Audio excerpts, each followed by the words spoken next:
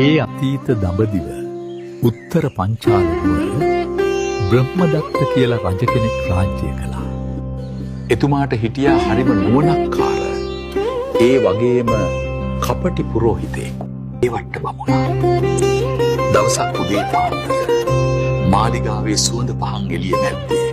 එන් මල් වලින් සරසපු සිරියහන දිහා බලාගෙන කේවට්ටයා මෙහිම කල්පනා කළා.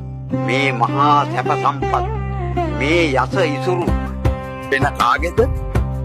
චූලනී බ්‍රහ්මදත්ත රජතුමාගේ.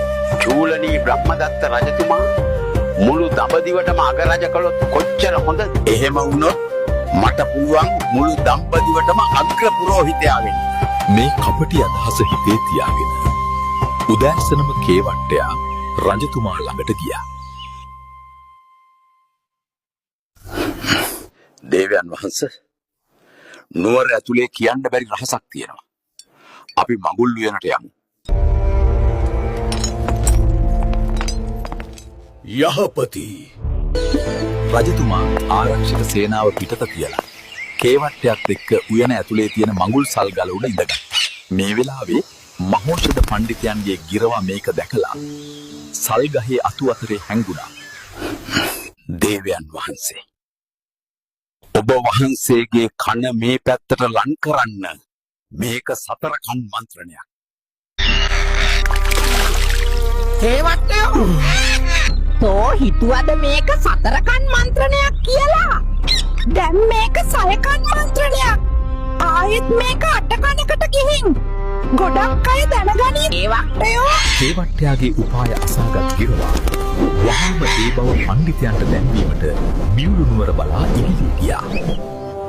රහසක් නම් උරහිසට පාත්වීම ගිරවාගේ සිරිතයි. එදා පඬිතුයන්ගේ උරහිසට පාත් වූ නිසා එය රහසක් බව දැන අමරා දේවිය ඇතුළු පිරිස එතැනින් ඉවත් වුණා.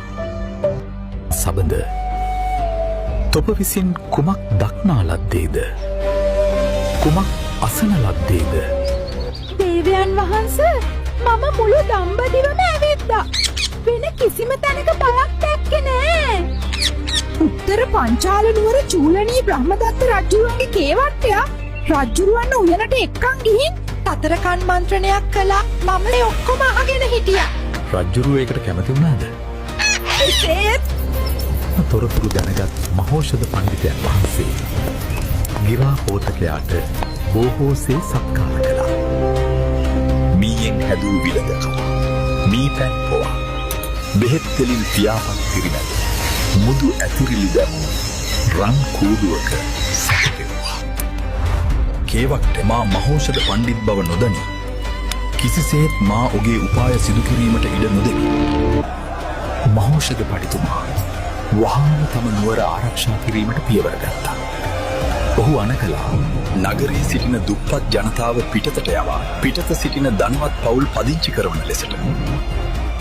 මේ අතර කේවට්ටයාගේ උපදෙස් පිට චූලනී රජු මහ සෙනගක් පිරිවරාගෙන රජවරුන් 101ක් යටත් කරගත්තා. ආචාර්යනි, අපට ඉතිරිව ඇත්තේ වේදේහ රාජ්‍යය පමණයි. අපි දැන් මේ රාජ්‍යයත් අල්ලා ගනිමු.